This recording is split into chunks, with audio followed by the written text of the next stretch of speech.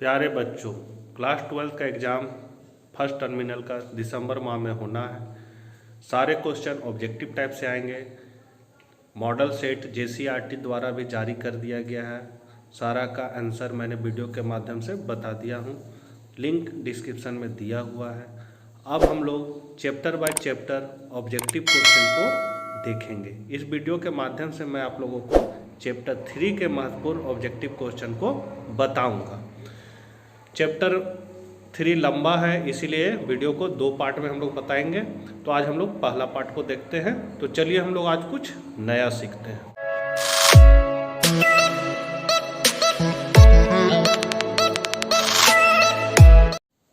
उत्पादन फलन में उत्पादन किसका फलन है?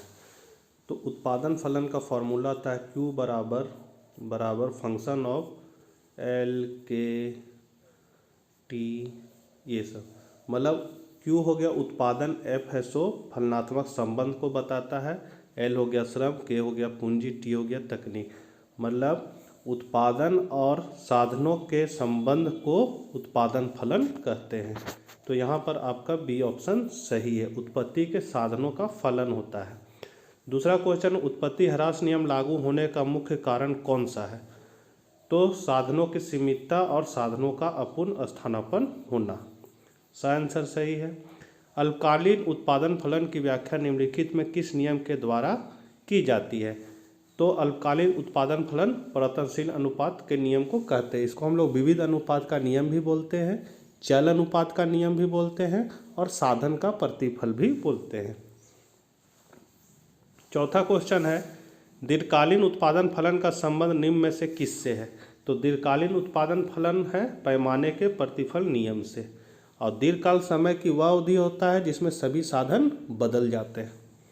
पांचवा क्वेश्चन है, अल्पकालीन उत्पादन की दशा में एक विवेकशील उत्पादक किस अवस्था तक उत्पादन करना पसंद करेगा? तो यहाँ पर ये आपका उत्पादन फलन का हम परिवर्तनशील अनुपात का नियम बना रहे हैं। तो ये इस तरह मान लिया जा रहा है, ये जो है प्रथम अवस्था है, ये द्वितीय अवस्था है, ये तृतीय अवस्था है। तो जो विवेकशील उत्पादक रहेगा वो द्वितीय अवस्था में उत्पादन करना पसंद करता है। परिवर्तनशील अनुपात का नियम उत्पादन की 3 अवस्थाओं की चर्चा करता है। उत्पादन के प्रथम चरण में, तो प्रथम चरण में क्या होता है? तो सीमांत और औसत उत्पादन बढ़ते हैं। वह कौन सा समय है जिसमें उत्पादन के सभी साधन परिवर्तित किए जा सकते हैं? तो दीर्घकाल समय की वह अवधि है जिसमें सभी साधन को हम लोग परिवर्तित कर सकते हैं, और अल्पकाल में हम लोग केवल परिवर्तनशील साधन को ही परिवर्तित कर सकते हैं। इसलिए यहाँ दीर्घकाल मतलब सभी साधन परिवर्तित हो सकते हैं, तो ब आंसर सही है। उत्पादन फलन को व्यक्त करता है, तो ये बफ जो है Q(x) बराबर फंक्शन ऑफ ABCD, इसका मतलब Q जो है ये उत्पादन को बता रहा है और ABCD जो है वो साधन का। तो उत्पादन और साधन के संबंध को हम लोग उत्पादन फलन कहते हैं। 9वां है, अल्पकालीन उत्पादन प्रक्रिया में निम्नलिखित में कौन से साधन होते हैं? तो स्थिर साधन और परिवर्तनशील साधन दोनों होते हैं। तो इसका आंसर स होगा। जो वक्र पहले बढ़ता है फिर स्थिर होकर घटना आरंभ करता है, तो वह कौन सा वक्र कहलाता है? तो ये इस तरह होगा, पहले बढ़ता है तेज़ी से, फिर यहाँ घटते हुए दर से बढ़ता है, फिर घटने लगता है। इसको हम लोग कहते हैं TPP, मतलब कुल उत्पाद की रेखा। तो TPP इसका आंसर सही है। उत्पादन के साधन क्या है? तो भूमि, श्रम, पूंजी, ये सभी, मतलब द आंसर होगा।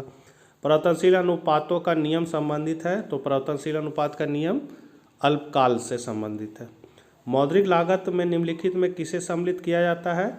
तो उपयुक्त सभी को। 14 है, निम्नलिखित में कौन स्थिर लागत नहीं है? तो कच्चे माल की लागत, मतलब कच्चा माल की लागत इसलिए क्योंकि ये बदलते रहता है, इसलिए हम लोग इसको स्थिर लागत में नहीं रखते हैं। 15 है, उत्पादन में वृद्धि के साथ साथ कुल लागत और कुल स्थिर लागत का अंतर बढ़ता जाता है। 16 है, उत्पादन की मात्रा में परिवर्तन का प्रभाव केवल परिवर्तनशील लागतों पर पड़ता है। उत्पादन बंद कर देने पर निम्नलिखित में कौन सा प्रभाव पड़ता है? तो परिवर्तनशील लागतें शून्य हो जाती है।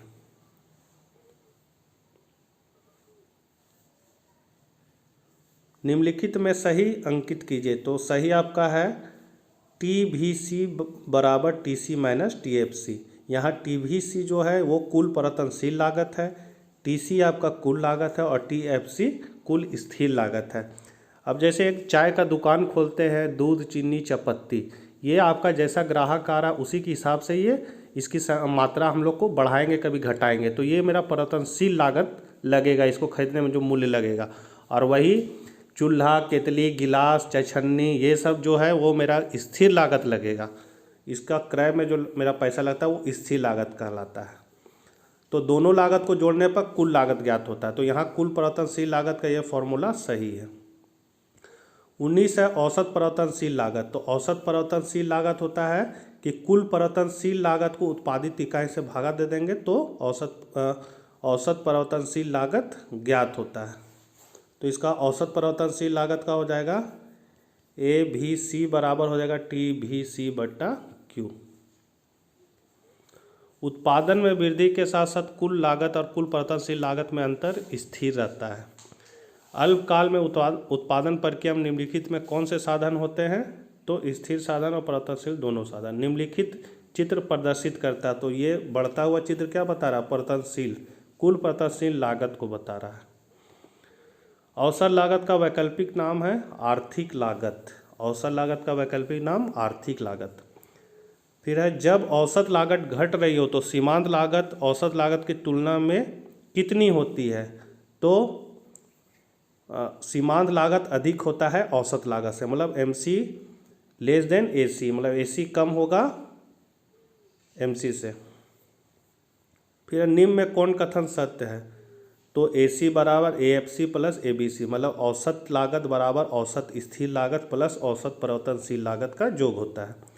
MR प्रदर्शित करता है, तो MR का ये फॉर्मूला है डेल्टा TR/डेल्टा Q। AR प्रदर्शित करता है, तो AR को TR/Q, ये AR का फॉर्मूला होता है। किस बाजार में AR वक्र X अक्ष के समानांतर होता है? तो पूर्ण प्रतियोगिता बाजार में AR ये X अक्ष के समानांतर होता है। निम्नलिखित में कौन सा कथन सही है? तो औसत आगम और कीमत एक है। औसत आगम की रेखा मांग रेखा होती है, यहाँ मांग रेखा होगी, मांग रेखा होती, तो ये अ और ब दोनों सही है। तीसरा, निम्नलिखित में किस बाजार की दशा में सीमांत आगम शून्य अथवा ऋणात्मक हो सकती है? तो एकाधिकार और एकाधिकारी प्रतियोगिता दोनों में स आंसर होगा। किस बाजार में AR बराबर MR होता है? तो पूर्ण प्रतियोगिता में। एकाधिकार और एकाधिकारी प्रतियोगिता में होता है तो AR ग्रेटर देन MR होता है।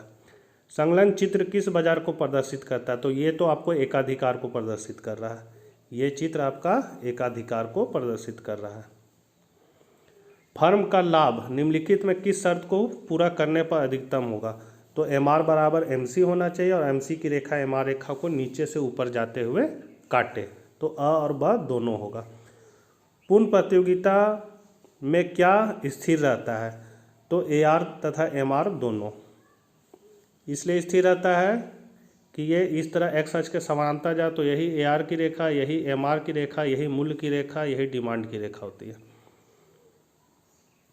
उत्पादन के साधन के रूप में उद्यमी का कार्य है तो संसाधनों को इकट्ठा करना, उत्पादन प्रक्रिया व्यवस्थित करना और उत्पादन के खतरे को वहन करना, ये तीनों इसके मुख्य कार्य हैं। कोई पूर्ति वक्त कब दाहिनी ओर शिफ्ट करेगी? जब प्रौद्योगिकी प्रगति हो।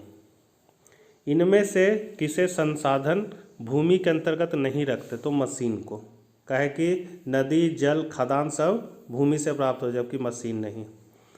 औसत उत्पाद वक्र की आकृति होती है तो अंग्रेजी के U अक्षर की इस तरह होता है, इसको कहते हैं औसत लागत। ये आपको U आकार जैसी लग रही है। किसी फर्म का मूल्य वर्धित होना है तो इसका हो जाएगा उत्पादन का मूल्य, मध्यवर्ती वस्तु मूल्य, उत्पादन के किसी चरण में कारकों का निवल योगदान, कर के कारण वस्तु मूल्य में वृद्धि, D होगा। जब औसत उत्पाद AP अधिकतम होता है तब सीमांत उत्पादन क्या होगा? तो औसत उत्पाद के समान होगा, औसत उत्पाद से कम होगा, औसत उत्पाद से अधिक होगा, तो इनमें से सभी होगा। उत्पादन बंद कर देने पर निम्न में से कौन सा प्रभाव पड़ता है? तो परिवर्तनशील लागत शून्य हो जाती है। 44 है किसी परिवर्तनशील साधन की एक अतिरिक्त इकाई का या कम इकाई का प्रयोग करने से कुल उत्पाद में अंतर आता है, वह कहलाता है सीमांत उत्पाद। परिवर्तनशील साधन के प्रति इकाई उत्पादन को कहा जाता है औसत उत्पाद। उपादानों एवं उत्पादों के फलनात्मक संबंध को क्या कहते हैं? तो उत्पादन फलन, मतलब उत्पादन और उसके साधन के संबंध को हम लोग उत्पादन फलन कहते हैं। उत्पादन फलन के निम्नलिखित मान्यताएं कौन सी है? तो ABC तीनों इसकी मान्यताएं हैं। उत्पादन फलन के निम्न प्रकार कौन से हैं? तो उत्पादन फलन के निम्न तीनों प्रकार हैं, इनमें से सभी। आर्थिक उपयोगिता का सृजन ही उत्पादन है, किसने कहा था? तो एली ने कहा था। उत्पादन की तीन अवस्थाएं कौन है? तो कुल उत्पाद, सीमांत उत्पाद, औसत उत्पाद, ये तीनों अवस्थाएं हैं। उत्पादन फलन में उत्पादन किसका फलन है? तो उत्पत्ति के साधनों का फलन है। शुरू में ही बताए थे Q बराबर function of L K T जो भी कहिए साधन। उत्पत्ति ह्रास नियम लागू होने का मुख्य कारण कौन है? तो दोनों, A और B दोनों होगा। दीर्घकाल में पूर्ति की लोच होती है तो अधिक लोचदार। दीर्घकालीन उत्पादन फलन का संबंध निम्न में से किससे है? तो पैमाने के प्रतिफल नियम द्वारा। किस अवस्था तक उत्पादन करना पसंद करेगा? किस अवस्था तक उत्पादक उत्पादन करना पसंद करेगा? तो द्वितीय अवस्था। परिवर्तनशील अनुपात का नियम उत्पादन की तीन अवस्थाओं की चर्चा करता है। उत्पादन के प्रथम चरण में सीमांत और औसत उत्पादन बढ़ता है। जो वक्र पहले बढ़ता है और फिर स्थिर होकर घटना आरंभ करता है वह कौन सा वक्र होता है? जो वक्र पहले बढ़ता है फिर स्थिर होकर घटना प्रारंभ कर देता है तो इनमें से सभी। कहे कि हम लोग अगर वक्र को देखते हैं तो ये इस तरह बन रहा है, ये TPP हो गया आपका, जो पहले बढ़ रहा है फिर स्थिर हो फिर घटना शुरू कर दे रहा है। ये आपका सीमांत हो गया MPP, ये भी आपका बढ़ता है फिर घटना शुरू करता है। और ये आपका हो गया औसत APP, ये भी शुरू में बढ़ता है फिर स्थिर होकर घटने शुरू कर देता है, इसलिए इनमें से सभी होगा। लास्ट क्वेश्चन है परिवर्तनशील अनुपात का नियम संबंधित है तो अल्पकाल से। ये फर्स्ट पार्ट है, सेकेंड पार्ट 1-2 दिन में हम फिर लाएंगे। तब तक के लिए आप लोगों का धन्यवाद।